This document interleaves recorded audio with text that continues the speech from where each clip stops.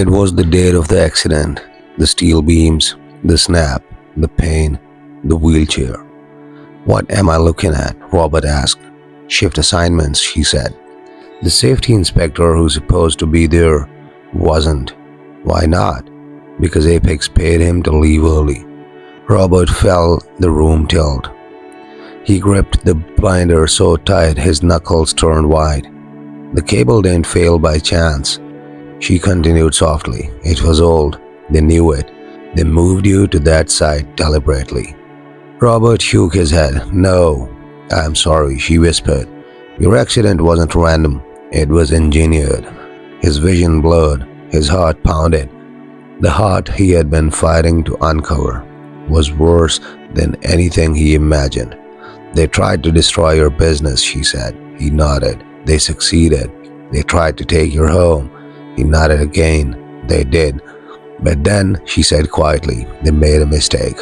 Robert looked alive. They left you alive. A sudden thud hit the basement door. The woman froze. Another thud, harder. They found us, she whispered. Robert's blood ran cold. Is there another exit? He asked. One, she said, grabbing the binder. But it's not easy. The third thud came with a metallic crack. Someone was trying to break the lock. She moved fast. This way. They reached the back of the basement, behind a stack of boxes, and she pulled open a hidden metal panel, revealing a narrow maintenance corridor. Go, she said. You're not coming? Robert asked. I'll stall them. They want me more than you. No, Robert said, gripping her wrist. You'll be killed. She pulled free. I've been running for years. I'm tired of running. The lock snapped at the front door. Voices poured in. Heavy boots. Multiple men. Go, she hissed. She shoved the binder onto his lap and pushed him into the corridor. The panel slammed shut. Robert rolled through the pitch-black corridor, the only light coming from a grate above. The floor was uneven, making the wheels jerk with every bump. Behind him, muffled shouting, footsteps, a struggle. He couldn't stop. He couldn't help. He had to survive. The corridor ended at a rusted ladder leading up to a metal hatch. He pushed upward. The hatch resisted. He pushed harder. It gave way. Sunlight hit his face as he emerged into an alley behind the building. A dog barked in the distance. A car honked on the street. Normal life continued, as if people weren't being hunted in basements a few feet away. Robert pulled the hatch closed, maneuvered down the alley, and disappeared into the maze of side streets. He didn't look back. He didn't have to. He knew the woman's voice would never speak to him again. But she had given him what he needed. The truth, the motive, the proof, and something more powerful than revenge. A reason to fight. The night the lawsuit was filed, Robert didn't sleep. He lay awake in the dark shop, staring at the ceiling, listening to the soft hum of distant traffic. His legs were weak, his spine still ached, his body was far from healed, but his mind had never been sharper. Tomorrow wasn't just a court date, it was the beginning of a war he is never supposed to fight, and he was fighting it anyway. The courtroom was packed. On one side, Kessler Development Corporation, expensive suits, shiny shoes, 6 lawyers, laptops, folders, the entire weight of a billion-dollar empire. On the other side, a man in a wheelchair, a second-hand jacket, a file of handwritten notes, and one lawyer who believed in him. People whispered as Robert rolled in. That's him. He's going against Kessler. He's finished. What's the point? People said a lot of things, but none of them mattered. He wasn't here to impress them. He was here to expose the truth. The corporation struck first. Their lawyer stood confidently and said, Your Honor, Mr. Hale's claims are baseless. There is no evidence of sabotage. There is no evidence of fraud. There is no evidence of anything. His voice echoed through the courtroom. Robert felt something in his chest tighten, not fear, anger. He had lived the destruction these men caused. He had survived it, and he was about to make them regret assuming he was weak. When Robert's lawyer rose, he carried a thin folder, just a few papers, nothing dramatic. But the moment he opened it, the room shifted. Emails, signed orders, internal memos, contract cancellations done illegally, false reports sent to the bank, pressure applied to inspectors, payments rerouted. Every page, a piece of the trap they set for him. The judge leaned forward. The Kessler lawyers stiffened. This wasn't supposed to exist. They had destroyed everything, or so they thought. But a single whistleblower hidden for years had kept copies, and he had chosen Robert. Not the press, not the police, not the government. Robert. Because he saw something in the broken man on the sidewalk that day, something rare. A man who still wanted justice, not revenge. Suddenly, the polished lawyers didn't look so polished. They whispered, fidgeted, flipped pages, brows furrowed, eyes dotted. This is taken out of context. These documents are incomplete. This is circumstantial. They said everything except the truth. They were cracking, and Robert saw it. He felt it. For the first time since the accident, he felt powerful. The judge asked, "Does the plaintiff wish to call a witness?" Robert's lawyer nodded, and a man stood from the back row, quiet, nervous, head down. Kessler lawyers stared in horror. It was one of their own executives, the same man Robert had shared bread with on a sidewalk years ago, the man who had said nothing then but had carried guilt since. Today he was ready. He took the stand, hands shaking, voice trembling, and he said the one sentence that detonated the room. Apex Corporation intentionally destroyed Robert Hale's business. Gasps, murmurs, camera shutters, chaos. The truth was out. By midday, Apex lawyers requested a break. When they returned, they looked different, no confident anymore, cornered. "Your Honor," their lead attorney said stiffly, "our client is prepared to discuss a settlement." The room trembled.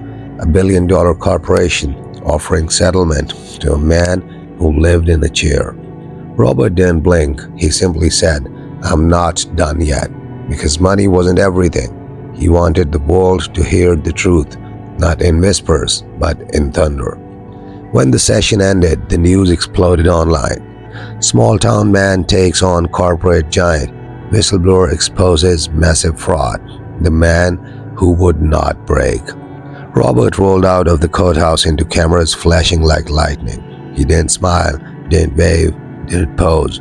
He simply looked up at the sky, calm and steady, thinking, part one of the fight is over. The war was just beginning, but for the first time, Apex was afraid of him. Victory is a strange thing. Sometimes it makes your enemies panic. Other times it makes them dangerous. After Robert's explosive day in court, the world began whispering his name. But inside the glass towers of Apex Development, they weren't whispering, they were planning. The fight was far from over, and the next punch would be the hardest one yet. High above the city, inside a private corner office, stood Victor A. Kessler. Cold eyes, perfect suit, a smile carved from stone. He watched Robert's courthouse footage on a large screen. A wheelchair, a broken man, a lawsuit. Victor leaned back and whispered, "Let's remind him who we are." From that moment, Robert wasn't facing a corporation. He was facing a man who built an empire on fear. The next morning, Robert woke to a nightmare. His name all over the news, but not the truth. False allegations, fake reports, fabricated interviews. Robert Hale stole from clients. Robert Hale endangered workers. Robert Hale lied about his injury. Robert Hale is a fraud. Every channel repeated the same script. Victor Kessler's fingerprints were invisible, but everywhere. People stopped coming to the shop. Donations dried. Even the friendly reporters turned cold. Robert wasn't confused. This was war. They couldn't beat him with facts, so they tried to bury him with lies. 2 days later, another blow landed. A man walked into the shop, someone Robert knew for years. Calvin Briggs, an old co-worker, a drinking buddy, a man he once loaned money to without paperwork. "Rob, we need to talk." His eyes were nervous, guilty, hollow. Calvin revealed the truth. "I was paid to testify against you." Robert didn't speak. Robert didn't react, didn't blink. Calvin continued. They threatened to ruin me. They said if I didn't sign a statement, they'd destroy my business. They told me to say your accident was staged and that you faked your disability." Robert finally whispered, "Get out." Calvin stood frozen, ashamed. Robert repeated louder, "Get out." It wasn't anger, it was heartbreak. Even broken men can handle enemies, but betrayal that bounds deeper than steel beams. That night, when Robert returned to his tiny backroom bed, an envelope waited on the table. His hands trembled as he opened it. The handwriting was familiar. "Ethan." "Dad, Mom told me what's happening. People at school are talking. Some are saying you are lying. I don't know what to think anymore, but part of me still believes in you. I just don't know if I'm strong enough to handle this.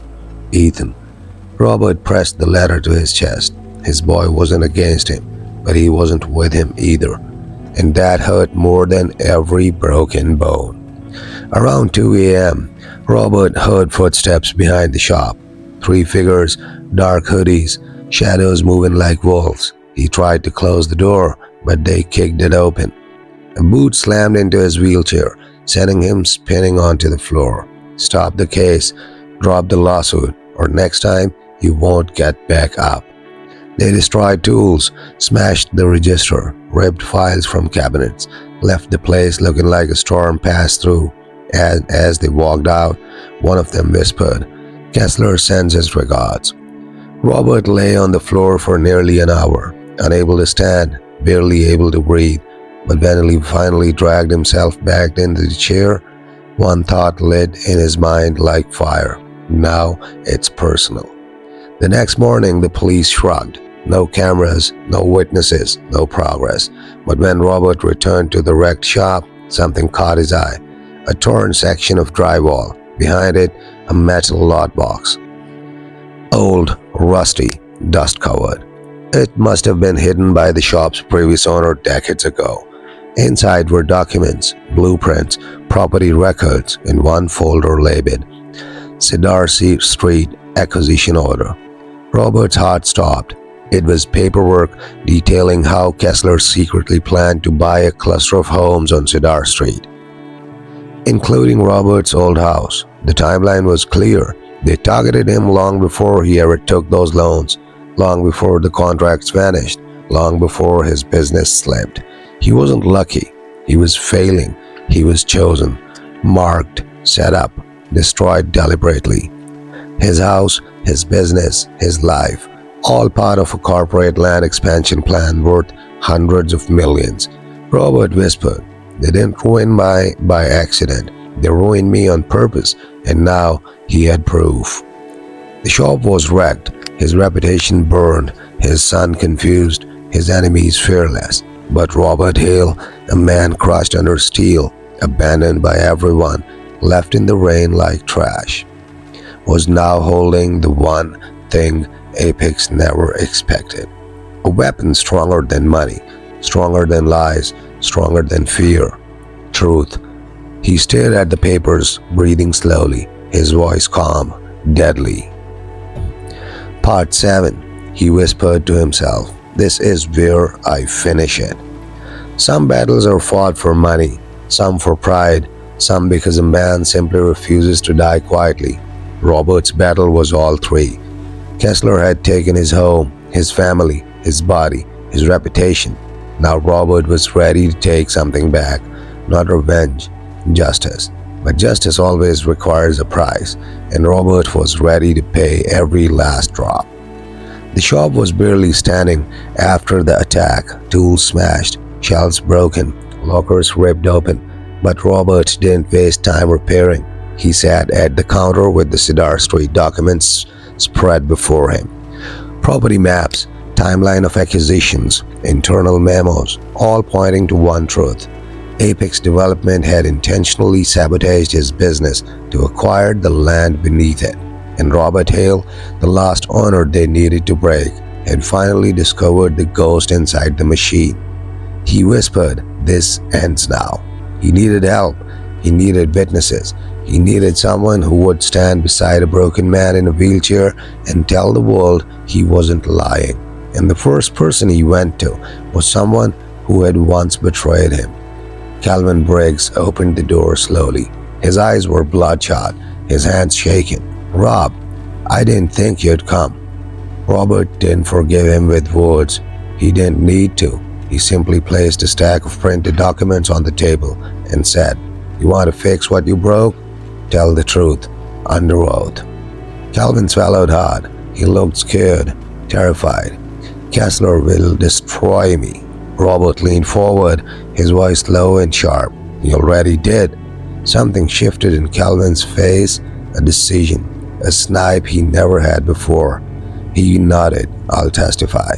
For the first time in a long time, Robert felt the universe move slightly in his favor.